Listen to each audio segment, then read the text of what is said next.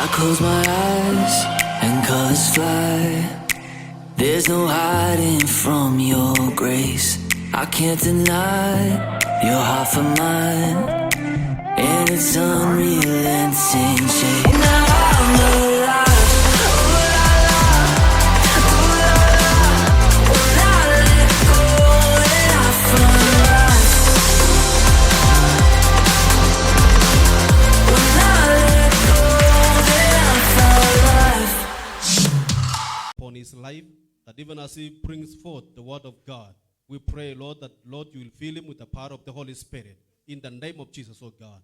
And we thank you and we bless you. We give you praise and honor. In Jesus' name we pray. Amen and amen.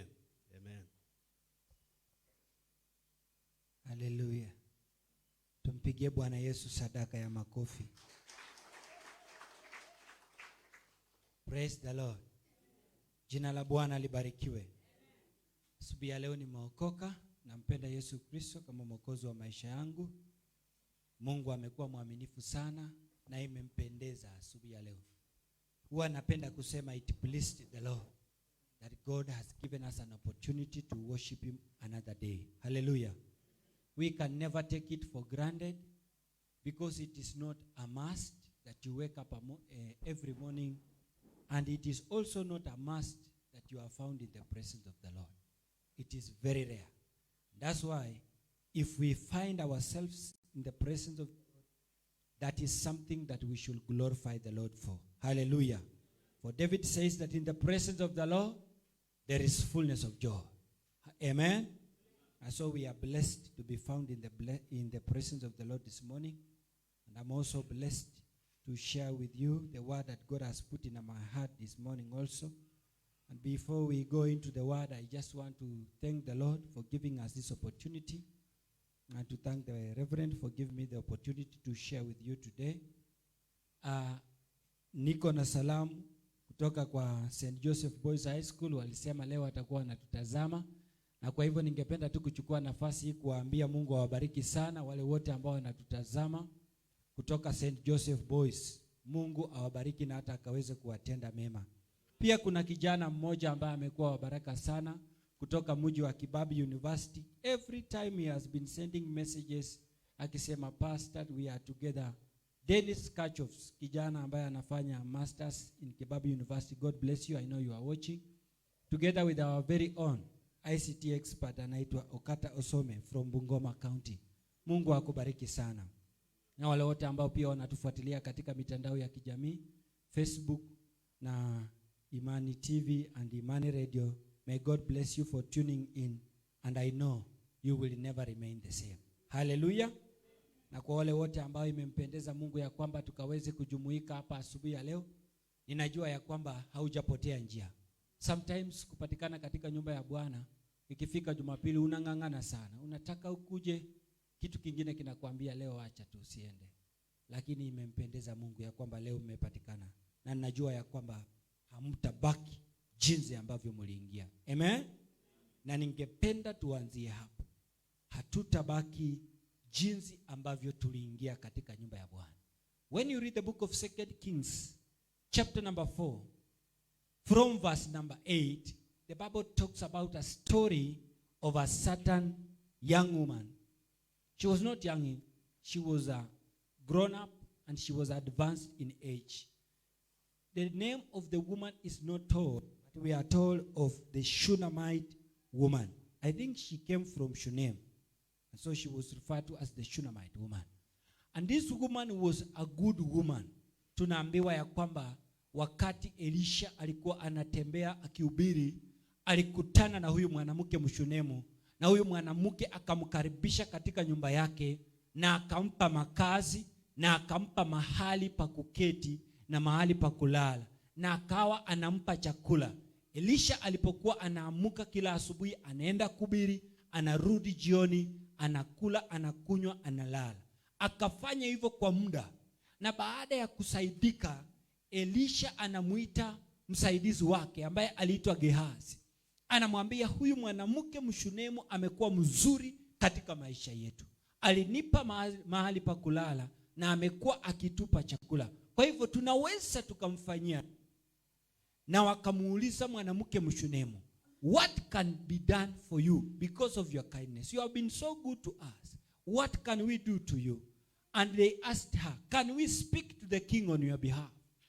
Mwanamke Mshunemi anapoulizwa afanyiwe nini, the Bible record that she said that I am a woman who is dwelling in my country.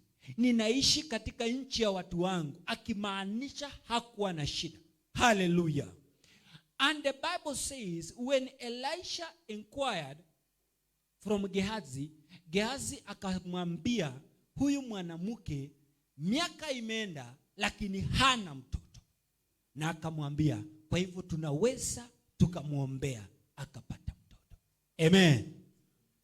And they prayed for the woman, and Elisha told the woman in verse number 12 and verse number 13, and he said to Gehazi, call this Shunammite. And when he had called her, she stood before him. And he said unto him, say now unto her, behold, you have been so careful to us with all this care. What shall be done to you? Can we speak to the king on your behalf, or to the captain of the host? And she answered, I dwell among my own people. And he said, what then is to be done for her? And Gehazi answered, verily she has no child, and her husband is old. And he said, call her. And when he had called her, she stood in the door. And Elisha said, about this season, according to the time of life, you shall embrace a son. Hallelujah. That is the preface of our conversation this morning. And when Elisha told her that next year by this time, you will have a son, this woman believed and she received a son the following year. Now the problem is this. Mwanamke Mshunami aliishi miaka mingi bila mtoto mpaka mume wake akazeeka.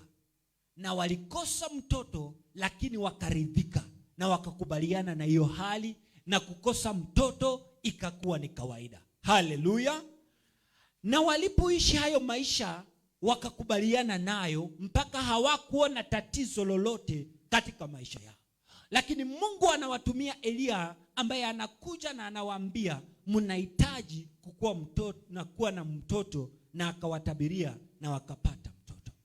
And many a times in our life huwa tunazoea maisha fulani mpaka inakuwa ni sehemu ya maisha yetu. Bahati Bukuku alimba akasema majaribu yamekuwa sehemu ya maisha. Huyu mwanamke alikosa mtoto mpaka kukua maisha ya upweke ikakuwa ni kawaida. Aliishi maisha ya ukiwa mpaka ukiwa ikawa ni kawaida. Aliishi maisha ya utasa mpaka utasa ikakuwa ni kawaida. Lakini asubuhi ya leo tunapoanza ujumbe ambao Mungu ametupa asubuhi ya leo, ningependa tu tukaweze kukataana na roho ya ukawaida katika maisha yetu. Huyu mwanamke alihitaji mtoto, lakini hakujua ya kwamba anahitaji mtoto. Ni kwa sababu alikosa, akawatasa mpaka utasa ukawa ni sehemu ya maisha yake. Na kwa hivyo tunapotumsikiza Mungu na kumwambia Mungu vitu vingi asubuhi ya leo, ningependa tuambie Mungu, huenda kuna kitu ninahitaji, lakini kwa sababu ya roho ya ukawaida nimefumbwa macho na nimekuwa sioni kile ambacho ninahitaji. Na kama itawezekana, Mungu akutumie mtu atakaye kufumbua macho, mtu atakaye kuambia kitu ambacho unataka na ukaweze kupokea kile kitu ambacho unahitaji katika maisha yako. Hallelujah. So in 1 minute I want you to tell God something. Ambia Mungu, ninakataana na maisha ya ukawaida. Huenda umeteseka, mateso yakawa ni kawaida. Huenda umesumbuka, masumbuko yakawa ni sehemu ya maisha. Huenda umeng'ang'ana mpaka mang'ang'ano yamekuwa ni sehemu ya maisha yako. Ambia tu Mungu akusaidia asubuhi ya leo. Baba, kwa jina la Yesu ninakubariki, ni kwa sababu ya ibada ya leo. Asante Mtakatifu, ni kwa sababu ya neno lako pamoja na roho wako ambaye yuko mahali hapa. Neno lako linasema mwanamke Mshunami aliishi maisha ya utasa mpaka utasa ikawa ni kawaida. Wengine wetu tumekuwa ni matasa wa kiroho, tumekuwa ni matasa wa injili, tumekuwa ni matasa wa neno lako, tumekuwa ni watasa wa maisha ya kiuchumi. Uchumi umetunyanyasa mpaka tukawa barren. Lakini asubuhi ya leo tunakataana na roho ya utasa. Tumeishi maisha ya upweke, upweke umekuwa ni kawaida. Tumeishi maisha ya kuteseka, mateso imekuwa ni sehemu ya maisha. Lakini asubuhi mtakatifu, Bwana wa majeshi, tunakataana na roho za kukawaida katika jina la Yesu. Tumeishi kuabudu mpaka ibada zetu zimekuwa ni kawaida. Tumeomba maombi yamekuwa ni kawaida. Tunakataana na roho ya ukawaida katika maisha yetu katika jina la Yesu Kristo, Mwana wa Mungu aliye hai. Unapotutembelea asubuhi ya leo, tunaomba ukatutembelee kwa njia ya kipekee in the mighty name of Jesus. Tunaomba Roho wako Mtakatifu aliyoko mahali hapa akatuiuishe nafsi zetu, akaguse kwa njia ya kipekee na akaweze kututenda yaliyo mema. Na kama Baba itabidi ukatutumie mtu atakayetufumbua macho kama vile Elia alimfumbua macho mwanamke Mshunemi. Neno lako linasema anaulizwa una shida gani usaidiwe, anasema anaishi kwa nchi ya watu wake, anasema ana shida. Huenda kuna mtu hapa akona shida, anaogopa kusema. Huenda kuna mtu ana shida, baba yangu amenyamaza nayo. Huenda kuna mtu ana shida, lakini hata ajue ako na shida. Baba, ninatabiri asubuhi ya leo ya kwamba unamkutanisha na mtu atakayemwambia kitu kitakachomsaidia na kumfumbua macho, ili akaweze kufanya kile ambacho anapaswa kufanya na akashuhudia wema wako katika nchi ya walio hai. Asante ni kwa sababu unaweza. We bless you and we worship you. In Jesus' name we pray. Hallelujah. Salvation is for the impossible. That is the theme of this morning. And I want to bless the Lord because of the weather. It is very good. I have always said, and I will always say again and again, that God is good and He remains good within the bounds of His goodness. Hallelujah. Salvation is for the impossible. Genesis chapter number 3, from verse number 8, we will read up to verse number 13, and then we will read verse 21. Mwanzo sura ya 3 aya ya 8 mpaka ya 13, alafu tutasoma aya ya 21. Maandiko matakatifu yanasema nini? Mwanzo 3 kuanzia aya 8 hadi 13. Kisha wakasikia sauti ya Bwana Mungu ikitembea bustanini wakati wa jua kupunga. Adamu na mkewe wakajificha kati ya miti ya bustani, Bwana Mungu asiwaone. Bwana Mungu akamwita Adamu akamwambia, uko wapi? Akasema, nalisikia sauti yako bustanini, nikaogopa kwa kuwa mimi ni uchi, nikajificha. 11. Akasema, ni nani aliyekwambia ya kuwa uchi? Je, umekula wewe matunda ya mti niliyokuagiza usiyale? Adamu akasema, huyo mwanamke uliyenipa awe pamoja nami ndiye aliyenipa matunda ya mti huo nikala. Bwana Mungu akamwambia mwanamke, nini hili ulilolifanya? Mwanamke akasema, nyoka alinidanganya nikala. Aya ya 21. Bwana Mungu akawafanyia Adamu na mkewe mavazi ya ngozi akawavika. Naishi hapa. And unto Adam and also to his wife did the Lord make coats of skin and clothe them. Hallelujah. Father, we thank you because of your word. Thank you because of your spirit as it speaks to us. We pray that you may speak to me, that I may speak to your people in Jesus' name. Genesis chapter number 8 from verse 8. Genesis chapter 3 from verse 8 to 13, we talked about the fall of man. Hallelujah. And when you begin from verse 1, we are told that the Bible describes the serpent as the most cunning animal, the most crafty animal that God had created. And so the devil embalmed himself in the form of a serpent, and he came to deceive Adam together with Eve.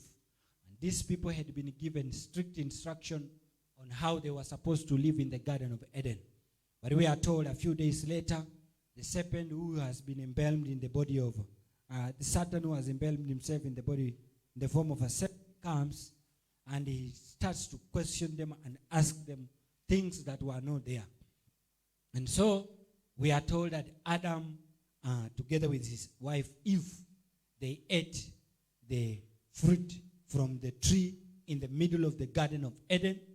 The fruit from the tree of knowledge of good and of evil, the fruit that God had commanded them not to eat. Hallelujah. And after they had committed that an abomination, we are told that God comes to them, and it was the custom of God to come in the Garden of Eden and to call Adam to see how he was doing, and maybe they used to chat every evening. That's what we perceive. And on this fateful day, it is recorded in Genesis that God comes as usual and he calls Adam. But this time round, Adam does not appear. He disappears. Hallelujah. There is a song by Boni Mwaitege. Dhambi ilifanya mwanadamu na Mungu watengane. Hallelujah. And so when God comes and he calls Adam, Adam does not respond. He calls again. He doesn't respond. He calls the third time. And Adam says that I am here. I discovered that I am naked and I hid myself. Hallelujah. And I am trying to imagine what was happening when God was calling Adam. It is true. God was seeing them, but he was calling. And Adam was hiding himself from God.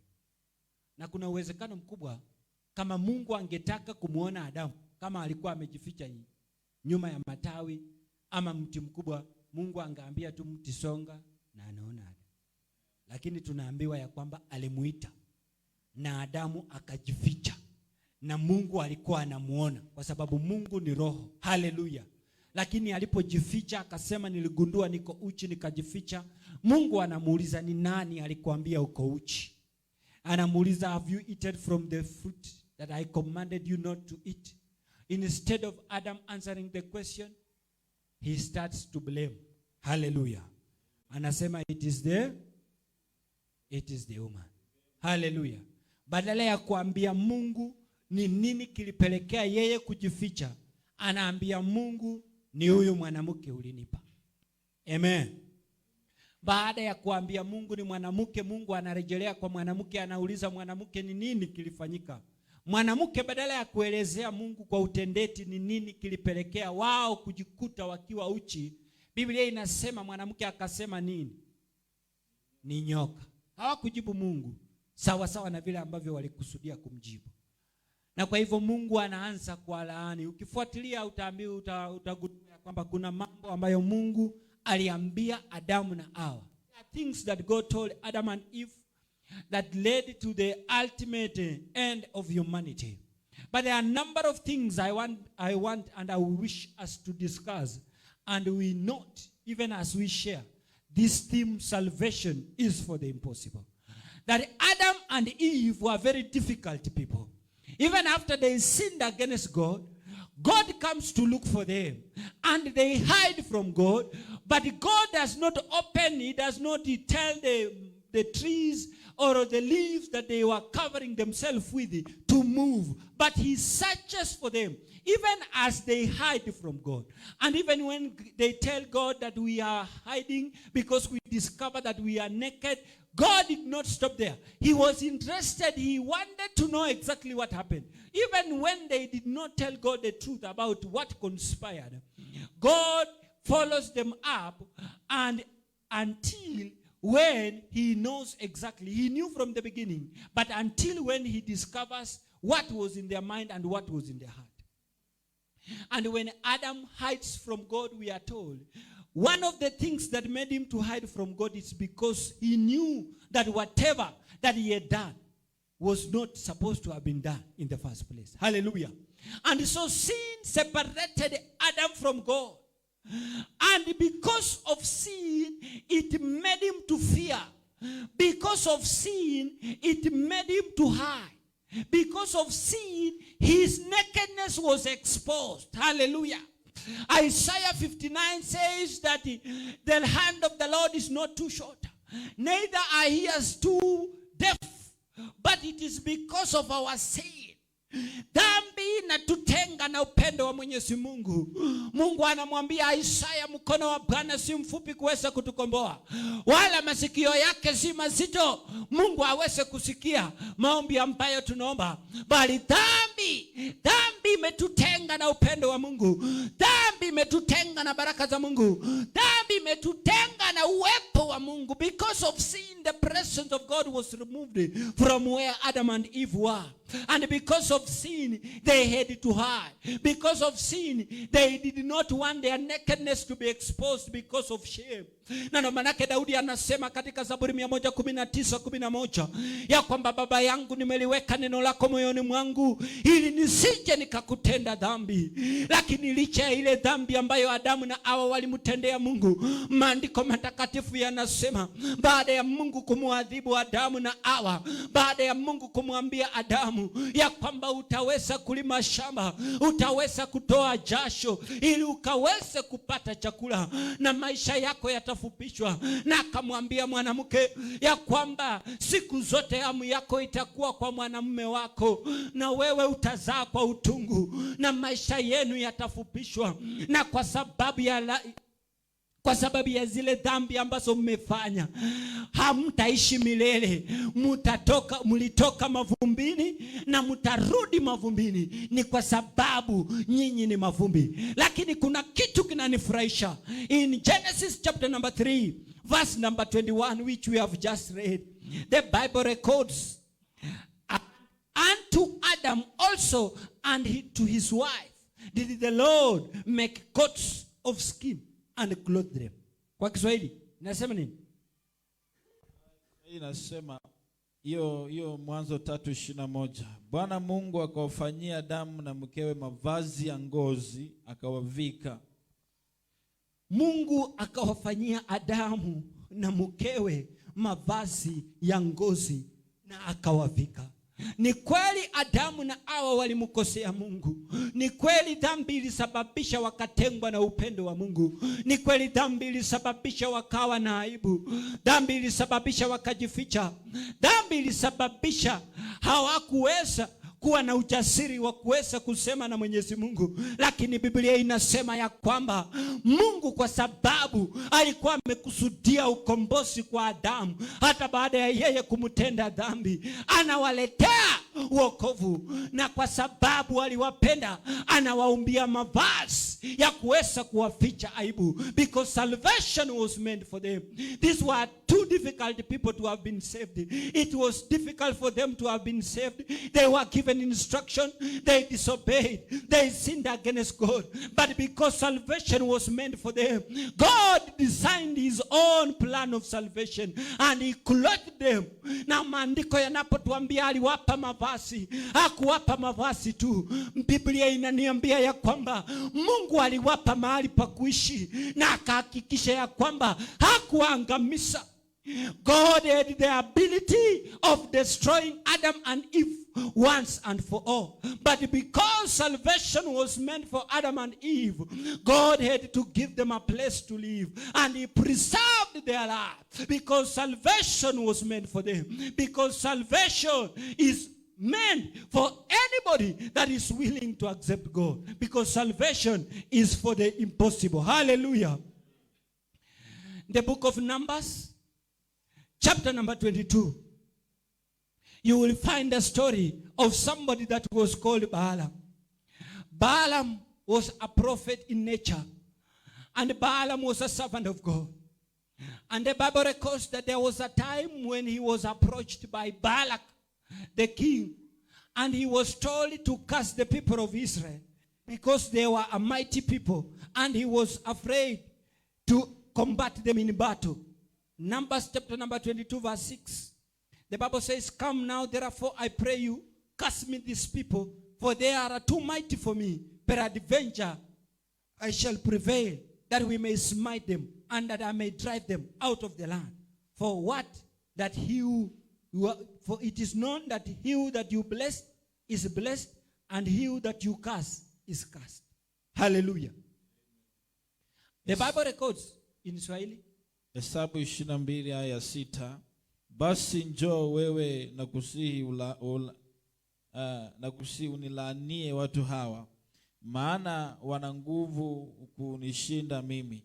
Labda nitawaweza tupate kuwapiga. Nitawafukuza watoke katika nchi yangu, kwa maana najua ya kuwa wewe umbarikie ubarikiwa, na yeye umlaanie hulaaniwa. Hallelujah. That is the king of there's a name of this particular land. We are told that he tells Balaam to go and the king of Moab, exactly. That's the name I was looking for. He tells Balaam to go and curse Israel because they were a mighty nation. They were very powerful. They were large in number, and they had come from Egypt, and they were conquering every place they went.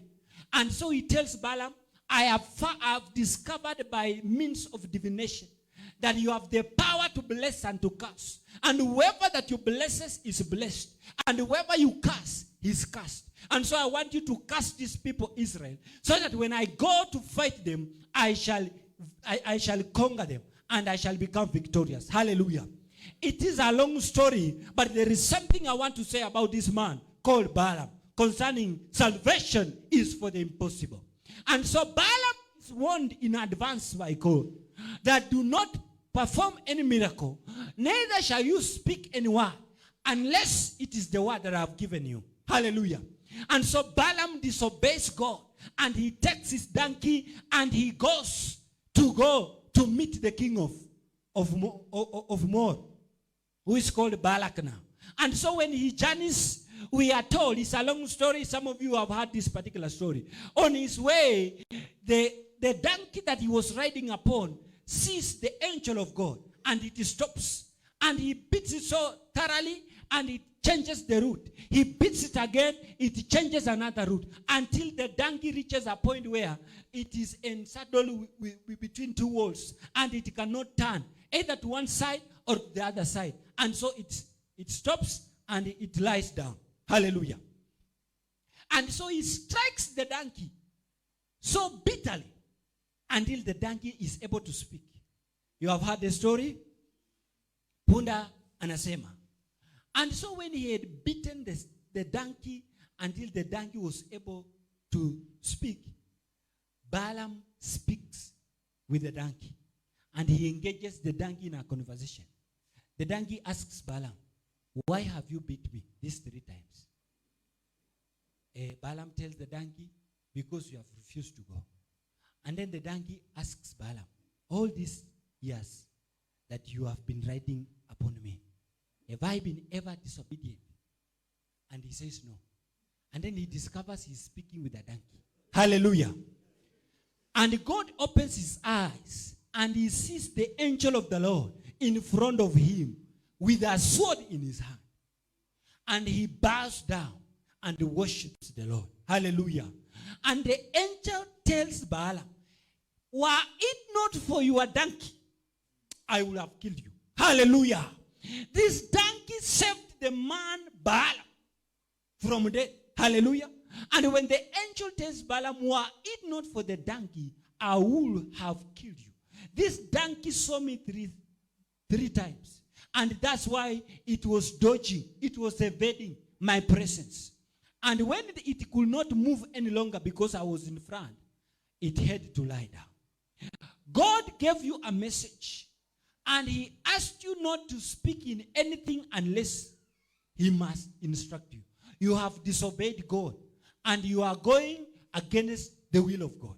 And so Balaam listens to the angel and turns his back. Hallelujah.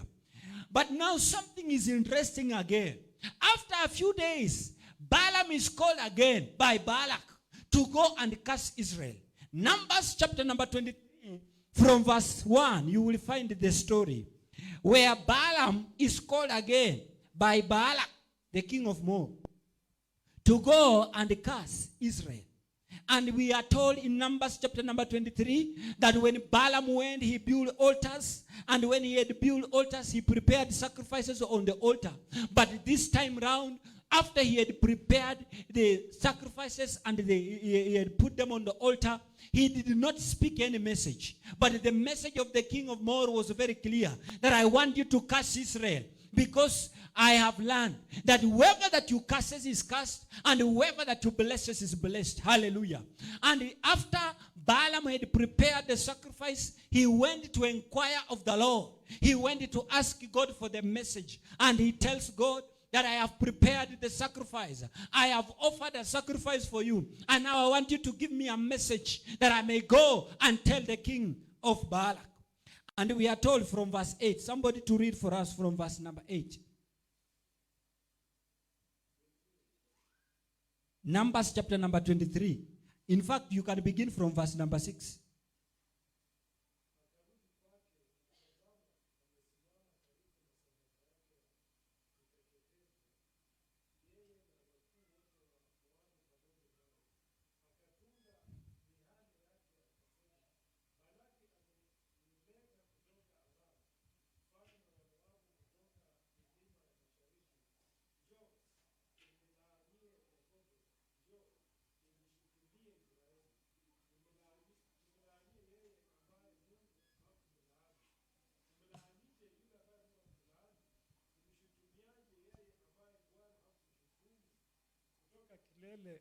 Kutoka kilele cha majabali na muona, na kutoka milimani na mtazama, angalia ni watu wakaao peke yao, wala hawatahesabiwa pamoja na mataifa.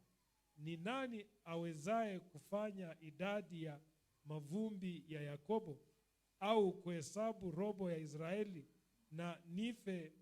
na nife kifo chake mwenye haki, na mwisho wangu uwe mfano wa mwisho wake. Amen. Hallelujah. From verse number 6, you have heard the story. And we are told after he had offered and prepared the sacrifice, he goes to God, and God gives him a message. And he comes with the message to Balak the king. And instead of blessing Israel, in fact, just verse number 11, what does Balak say? Verse 11. 22:11. 23. 23 aya 11. Balaki akamwambia Balamu, umenitendea nini? Nimekuleta ili uwalaani adui zangu, na tazama umewabariki kabisa kabisa. Hallelujah. When Balaam is called to curse the land of Israel, and he asks God for the message, and God puts a message in his heart, we are told he comes and he speaks a parable. Na anapoanza kusema ujumbe wake, maandiko matakatifu anasema, Balaam akamwambia Balaki pamoja na makuhani waliokuwa mahali pale, ya kwamba wewe uliniita kutoka milima, ukaniambia niche nikaweze kulaani miji ya Israeli, nilaani taifa la Israeli, nikaweze kumshutumu Yakobo. Lakini mimi nitamshutumu vipi Yakobo, ambapo Yakobo amebarikiwa na Mungu? Na akamwambia ya kwamba, let me die the death of the righteous, and my latter end be like them, and let my latter end be like those righteous people. Yes. And Balak stands and says that, what have you done? I brought you to curse Israel, but you have done nothing, but you have blessed them indeed. Hallelujah. Salvation was meant for Balaam, and salvation was meant for Balak. Hata kama anajaribu kulaani taifa la Israeli, maandiko yanasema ya kwamba Israeli ilikuwa imebarikiwa, na hakuna mtu ambaye angeweza kulaani Israeli. Na kwa sababu Israeli ilikuwa imebarikiwa na Mungu, hata laana ambazo zilikuwa zikaweze kufanyika kwao, badala ya wao kulaaniwa, Biblia inasema ya kwamba walibarikiwa na zaidi, kwa sababu Mungu alikuwa amewaandalia ukombozi. Haleluya.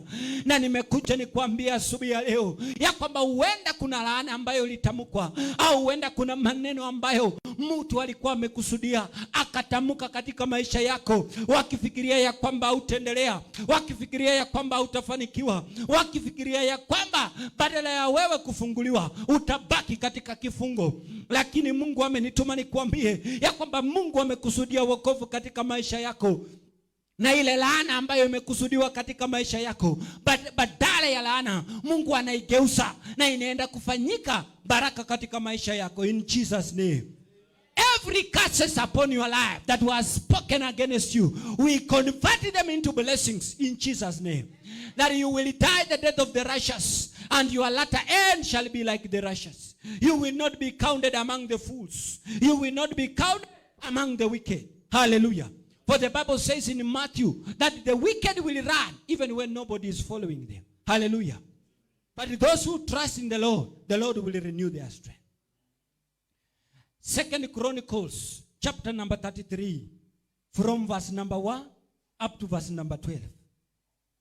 I think we will read this story. It's a very interesting story of a certain king who became king at a very tender age of 12 years. 2 Chronicles chapter number 33 from verse 1 up to verse 13. King Manasseh. Mambo ya Nyakati wa pili 33 kuanzia aya ya kwanza hadi 13.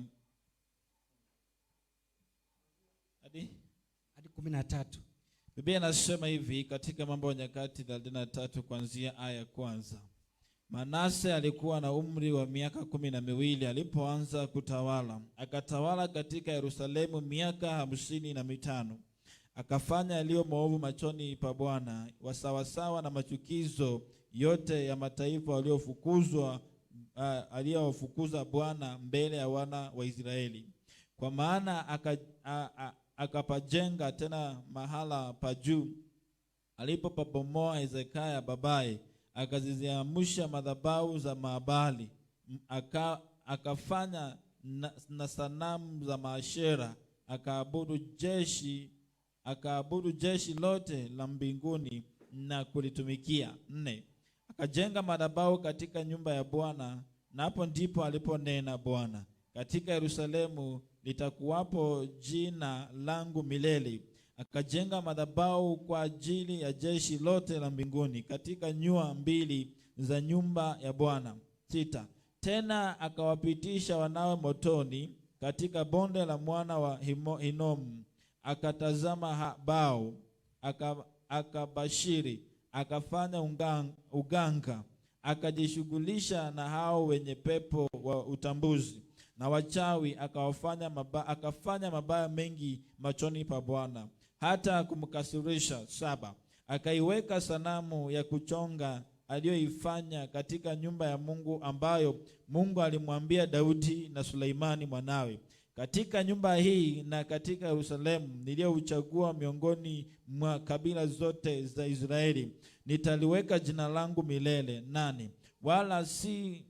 Wala sitamuondoshea miguu tena Israeli katika nchi niliyowaagizia baba zenu, wakiangalia tu kutenda yote niliyowaamuru, yaani Torati yote na sheria na maagizo niliyowaamuru kwa mkono wa Musa. 9. Basi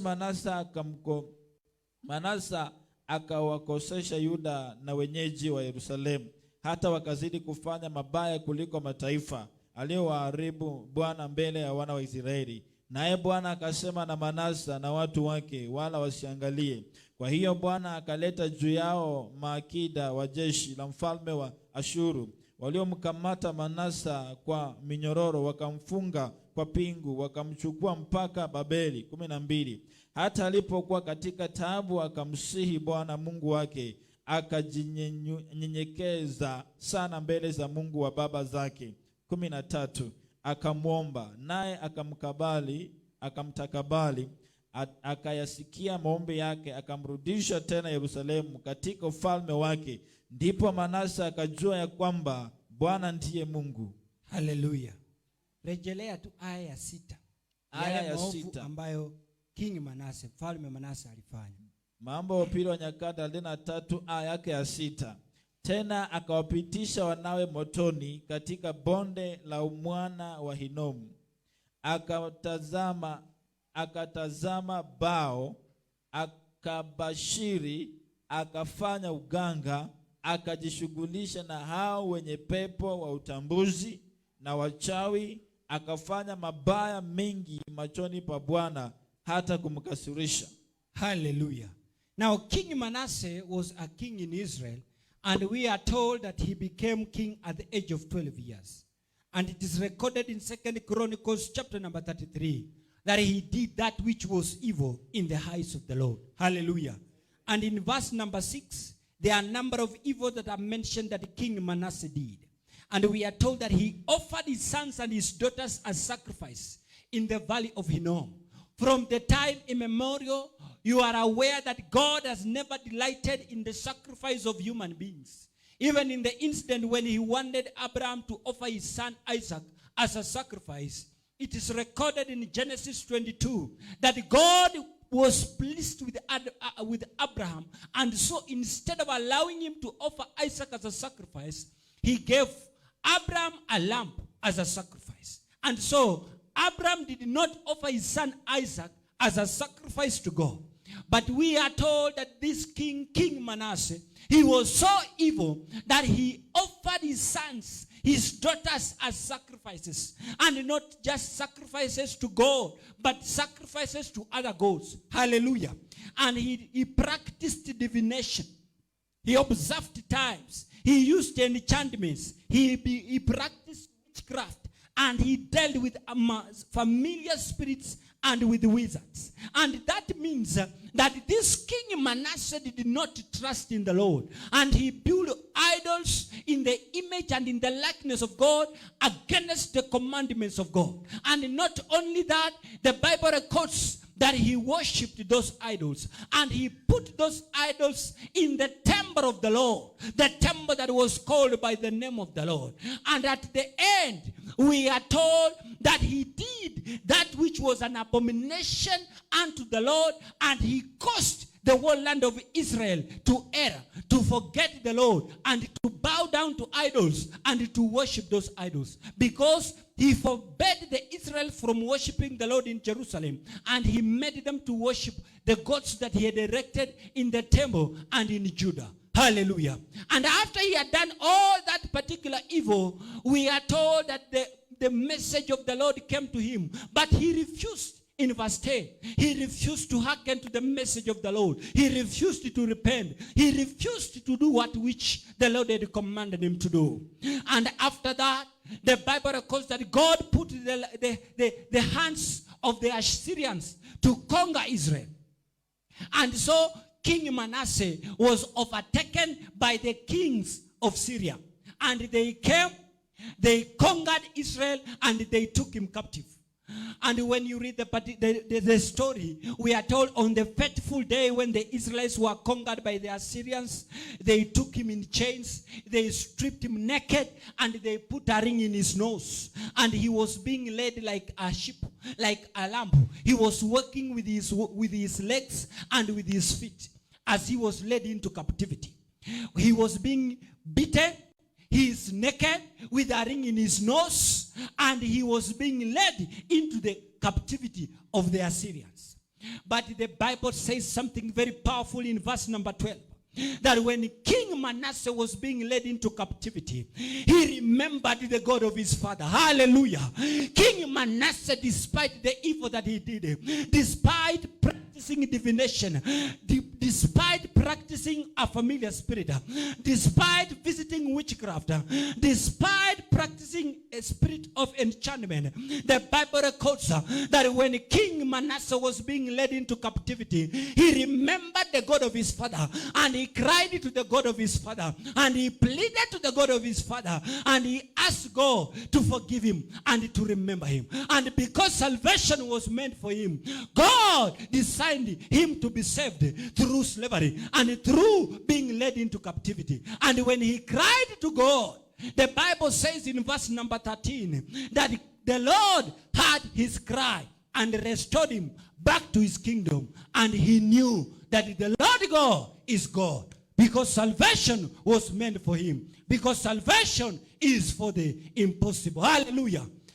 Under normal circumstance and with all conditions remaining constant, this was a very difficult man to have accepted the word of God. But because God has different ways and mechanisms of designing salvation for his people, God had designed salvation for him, and he saved him from the Assyrians and restored him back to his kingdom. And when he was restored, he remembered that the Lord is God, and he finished well. Hallelujah. Then prophet Hosea, in the book of Hosea, chapter number 1, just from verse number 2, we read of the story of a prophet of God who was called Hosea. Hosea chapter 1 verse 2. Kitabu cha Hosea 1 aya yake 2.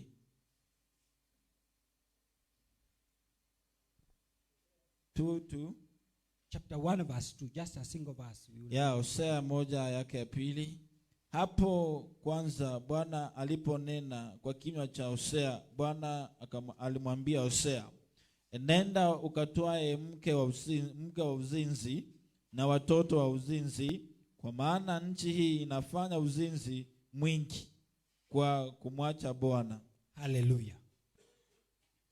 Those of you who have read the book of Hosea, you understand that Hosea was one of the minor prophets, and he was one of the prophets who went the hardest time in his life because of serving the Lord. In Hosea chapter 1 verse 2 we have just read, when you read the whole of Hosea chapter 1, you will find the whole story. But we will not go into details, but I will elaborate the story. We are told that the word of the Lord comes to Hosea, the beginning of the word of the Lord by Hosea, and God to Hosea, go take unto you a wife of Edom and the children of Edom, for the land had committed great Edom, departing from the Lord. The land of Israel had departed from the Lord by prostituting itself against God by worshiping other gods, by worshiping idols. Hallelujah. And so in order for the Lord to symbolize and show his love and the relationship that existed between his people and him, he tells Hosea to go and marry a prostitute. And when Hosea goes, he obeys the word of God. He goes into the streets, takes himself a prostitute who was called Gomer. Hallelujah. And when he took this wife who was called Gomer, he brings the wife into his house. They stay with the wife. They were blessed with the firstborn who was a male child. After that, the wife goes back to the streets. He goes back to the streets. He looks for his wife. He brings the wife back. They stay for a few days. The wife goes back to the streets. He goes back to the streets, takes the wife, brings the wife to the house. They are blessed with the second child. After a few days, after the child has stopped as weaned, we are told that Gomer goes back to the streets. Hosea follows again. And so, hatua ya Hosea kuchukua huyu mwanamke na anamchukua kutoka miji alipokuwa akifanya ukahaba, anamleta, wanabarikiwa na mtoto wa kwanza, anarudi tena katika miji, anakaa huko. Hosea anamfuata tena, anamleta nyumbani, anakaa na yeye, wanabarikiwa na mtoto wa pili. Mwanamke baada ya muda mfupi anarudi tena katika miji. Anaporudi mjini, Hosea anamfuata tena mara ya 3 mpaka mara ya 4. Maandiko yanasema walibarikiwa wakawa na watoto 3. Na wanapokuwa na watoto, Hosea anaanza kumlalamikia Mungu. Ulinipa kibarua kigumu sana, ukanipa mwanamke kahaba, anaishi mijini, haishi nyumbani, au kanipa jukumu la kwenda kumtafuta kila siku. Mungu akamwambia Hosea, hayo maisha ambayo unapitia ni ishara ya yale maisha ambayo wana wa Israeli kwa ujumla wameamua kunifanyia. Hallelujah. The children of Israel had forsaken the Lord and they had prostituted themselves by worshiping other gods. And so Hosea lives a life that symbolizes the nature of the Israelites because they had forsaken the Lord. And Hosea complains and perseveres such kind of a life. I know it is very difficult. It is in fact impossible for men of this generation to go and take a woman from the streets. They stay for a few days. They are blessed with a son. And then the woman goes back to the streets. Then you are forced to go back to the street again. You bring her from the streets into the house. She stays for a few days, for a few years. She goes back to the streets. And Hosea did not give up. And God tells Hosea that because you have been able to persevere, I am going to save the house of Israel. Although they had prostituted themselves against me by worshiping idols, by worshiping other gods, I am going to save them and to restore the broken relationship that I had with them initially. Because God had designed salvation for them. Hallelujah. And so I have come to say this morning that God has different designs of salvation. Many a times there are things that we can do as human beings, and when we look at ourselves, it's like we can never be saved. But the salvation that is given by God, it is called the great salvation. It does not depend upon us. It is just for us to lift our eyes and look unto the Lord. When you read the book of Hebrews, chapter number 2, the Bible says that Jesus Christ was made greater than the angels. Yesu alifanyika bora, akafanyika bora kuliko malaika na wanadamu. Na alipofanyika kuliko malaika na wanadamu, akainuliwa na akafa kifo cha aibu, ili yule ambaye atakuwa na ujasiri wa kumwamini anaweza akaokolewa. Na wokovu hautokani na wewe kutenda matendo mazuri. No amount of goodness can save you. Hallelujah. And somebody once said that even if you are to be as good as you were born, and you do not accept Jesus Christ in your life, you will just go to hell. Hallelujah. Hallelujah. Hallelujah. Some people fear when I mention that thing. Oh. Now, I'm saying like this. Hata uwe mzuri kiasi gani, hauwezi ukookolewa kwa sababu ya uzuri wako. Now the Bible says in Ephesians chapter number 2, verse number 8, that no human effort can contribute to salvation. It is the grace of God. Hallelujah. The salvation that I'm talking about can never be attained by your own goodness. It can only be attained when you have faith in Christ Jesus and the grace that God releases through your faith. Then you will be saved. Hallelujah. And so let this day be like the day that Paul was going to Damascus to persecute the church.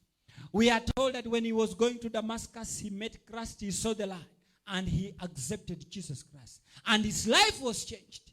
And when you read the story of Paul, we are told that this was a person who had persecuted the church. In Acts of the Apostles, chapter number 7, he was a witness during the stoning of Stephen, the first martyr. Hallelujah. And he saw Stephen being stoned to death. And after he had certified that Stephen was dead, the clothes of Stephen were brought to the feet of Paul when he was called Saul. But when he met Christ on his way to Damascus, his life was transformed, and he wrote 13 episodes of the New Testament. He performed some of the highest miracles in the New Testament because God had designed salvation for him. And God did not look at what he did in the past, but God was interested in his heart. And so I've come to tell you this morning that God is interested in your life. God has good plans for your life. But what are your plans? Hallelujah. Just lift up your eyes and tell the Lord, on my own, I cannot do anything. I surrender that you may use me. Tell Jesus that here I am. And Jesus is not interested in anything in you. He just wants you the way you are. Hallelujah.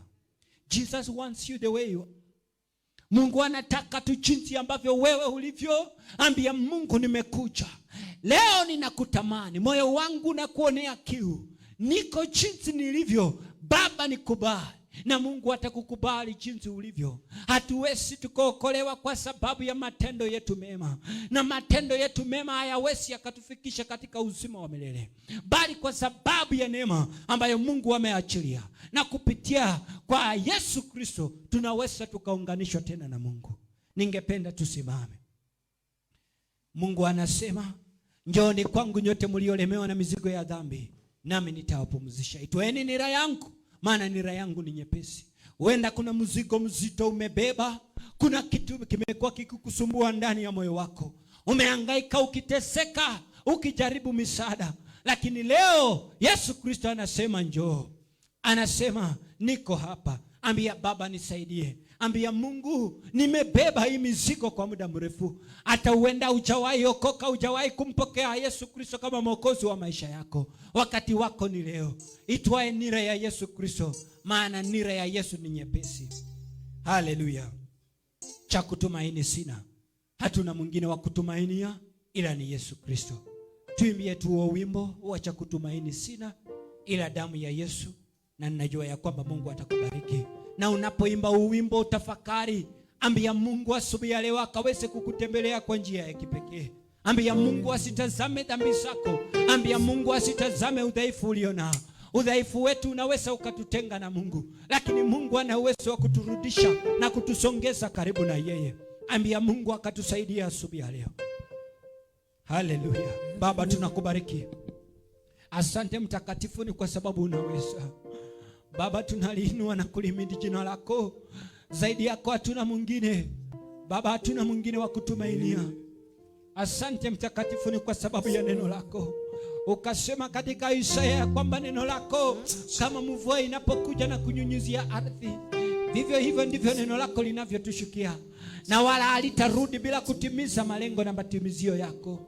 Tunaomba tu makusudio yako juu ya maisha yetu yakaweze kutendeka. Yake Bwana, Yes. sina wema wa kutosha, dhambi zangu kuziosha, cha kutumaini sina, ila damu yake Yesu. Sina wema wa kutosha, dhambi zangu kuziosha, cha kutumaini sina, ila damu yake Yesu. Sina wema wa kutosha, dhambi zangu kuziosha, kwake Yesu nasimama. Ndiye mwamba ni salama, ndiye mwamba ni salama, ndiye mwamba ni salama, kwake Yesu nasimama. Ndiye mwamba ni salama. Inua mikono juu, sema ndiye mwamba ni salama. Ndiye mwamba ni salama, kwake Yesu nasimama. Ndiye mwamba ni salama, ndiye mwamba ni salama, ndiye mwamba ni salama, cha kutumaini sina, ila damu yake Yesu. Sina wema. Inua mikono yako, sema una wema ya kutosha, dhambi zangu kuziosha, cha kutumaini sina, ila damu yake Yesu. Sina wema wa kutosha, dhambi zangu kuziosha, kwake Yesu nasimama. Ndiye mwamba ni salama, ndiye mwamba ni salama, ndiye mwamba ni salama, cha kutumaini sina, ila damu yake Yesu. Sina wema wa kutosha, dhambi zangu kuziosha, kwake Yesu nasimama. Ndiye mwamba ni salama, ndiye mwamba ni salama, ndiye mwamba ni salama, kwake Yesu nasimama. Ndiye mwamba ni salama, ndiye mwamba ni salama, ndiye mwamba ni salama, kwake Yesu nasimama. Ndiye mwamba ni salama, ndiye mwamba ni salama, ndiye mwamba ni salama. Baba, cha kutumaini kingine hatuna ila damu yake Yesu. hatuna wema wa kutosha dhambi zetu kuziosha. Baba, tunakubariki ni kwa sababu ya asubuhi ya leo. Neno lako linasema katika Waebrania 1:4 ya kwamba Yesu Kristo amefanyika bora kuliko malaika na hata kuliko wanadamu, kwa kadri jina lake alilorithi lilivyo tukufu kuliko wao. Yesu Kristo umefanyika bora asubuhi ya leo, na umefanyika bora katika maisha yetu. Umefanyika bora katika huduma zetu. Umefanyika bora katika ibada yetu. Umefanyika bora katika sadaka zetu, na umefanyika bora kwa kila kitu kinachoitanishwa kwa jina letu. Na tumekiri na vinywa vyetu tukisema ya kwamba cha kutumaini hatuna ila damu yake Yesu. Hatuna wema wa kutosha dhambi zetu kuoshwa. Baba, tunaomba asubuhi ya leo ya kwamba pasikuweko na dhambi yoyote itatutenga na upendo wako. Umesema wokovu wako ni mkuu kuliko wokovu mwingine wowote. Nasi tunaomba asubuhi ya leo kwa neema na rehema zako ukaunganisha vinywa vyetu pamoja na mioyo yetu. Mtakatifu, lile ambalo ulikusudia likaweze kutufikia, na makusudio yako katika maisha yetu yasiweze kuzuilika. Asante ni kwa sababu ya mpenzi mtazamaji. Asante kwa sababu ya wasikilizaji wote. Asante kwa sababu ya yule yote ambaye amehusika, ni kwa sababu ya kushiriki ibada ya siku ya leo. Na kabidhi mahitaji yote ambayo yamewakilishwa mahali hapa mikononi mwako. Ombi langu kama mtumishi wako ni kwamba mapenzi yako yakaweze kutumia na makusudio yako juu ya maisha yetu yakaweze kutendeka. Asante ni kwa sababu ya uwepo wako ulioko mahali hapa. Ninatangaza uhuru na uponyaji. Kila yeyote aliyeingia mahali hapa akiwa amevunjika moyo, ninatangaza ushindi na uponyaji. Hatatoka mahali hapa jinsi alivyoingia. Kila maroho ya kufinyika ndani ya moyo, huenda kuna mizigo mizito watu wako wamebebeshwa, ninatangaza ukombozi unaotokana na jina la Yesu Kristo ukaweze kuwaweka huru, ukawafungue kutoka katika laana, kutoka katika vifungo, na ukaweze kupata uhuru. Asante Mtakatifu, ni kwa sababu unaweza. Pokea sifa na utukufu, ni kwa sababu wewe ni Mungu. Kwa jina la Yesu Kristo tunaomba na kuamini. Amen. Pigia Bwana Yesu sadaka ya makofi. Mungu awabariki sana. Haleluya. Kuna watu hapa wametutumia ujumbe mfupi, wanaomba tuombe na wao. Kuna huyu hapa hajasema jina, anasema naomba mniombe, maisha imenisukuma hadi kwa ukuta kifedha. Mwingine hapa anasema ninataka mniombe ninunulie mtoto shamba. Na wa mwisho anasema pray for me and my family. Haleluya. Ningependa tu tukaweze kuomba, ni kwa sababu ya haya maombi ambayo yametumwa. Na kama pia unahitaji lolote, amini tu pamoja nasi tunapoomba. Baba, kwa jina la Yesu Kristo ninakubariki, ni kwa sababu ya huyu mtumishi wako ambaye anasema amesukumwa sana hadi ukutani, ni kwa sababu ya kifedha. Huenda kuna mlango uliofunga mbele yake, ninatangaza kufunguliwa kwa milango ya fedha. Neno lako linasema katika Matendo ya Mitume 12 ya kwamba Petro akiwa gerezani alikuwa amezingirwa na askari 16, na alikuwa amefungwa katika chumba kilichokuwa kinalindwa na askari, na pia lile kuta ambalo alikuwa ndani lilikuwa limefungwa. Lakini maandiko yako matakatifu yanasema kanisa lilimuombea na milango ya gereza ya chuma ikajifungua yenyewe. Ninatangaza milango iliyofungika mbele ya mtumishi wako Baba ikaweze kufunguka kwa utukufu wa jina lako. Asante kwa sababu ya huyu ambaye anaamini ni kwa sababu ya shamba la mtoto wake. Ninatangaza milango ya ufanisi Baba, ukamkutanishe na baraka, ukamkutanishe na muujiza. 2021 akashuhudia wema wako katika nchi ya walio hai, katika jina la Yesu. Ulituambia mwaka huu ulipoanza ya kwamba 2021 is a year of divine favor. Ukasema in Joel chapter 3 verse 10 ya kwamba let the weak say that I am strong. Huenda amekuwa mdhaifu, ninatangaza akapokee nguvu mpya, na kile chochote ambacho anatamani akaweze kukipokea. Na kuna mwingine anasema Jehova ukamuonekanie pamoja yeye na familia yake. Ninatangaza baraka zako katika familia hii. Ninatangaza wema wako katika nyumba hii. Ninatangaza muujiza katika familia. Baba ukamuonekanie, ukambariki na ukaweze kumtenda mema. Hakika Baba ukitenda, sifa na utukufu zitakurudia. Zaidi ya yote ninaomba ni kwa sababu ya maombi yote ambayo yamewakilishwa katika madhabahu haya. Kila yeyote aliyeingia katika nyumba hii akiwa na udhaifu, kila yeyote ambaye aliingia akiwa na hitaji, kila yeyote ambaye ameshiriki katika ibada na kuna kitu anatamani ndani ya moyo wake, wewe ambaye una uwezo wa kutambua kila hitaji lililowakilishwa, ninatangaza ukakutane na mahitaji ya watu wako, wakatoke hapa wakiwa wamepona, wakatoke na ushuhuda, wakashuhudia wema wako, ya kwamba Baba umeweza kuwatendea. Hakika Baba, ukitenda, sifa na utukufu zitakurudia. Uhimidiwe ukapewe sifa, ni kwa sababu wewe ni Jehova. Kwa jina la Yesu tunaomba na hata kuamini. Amen. Mungu awabariki sana.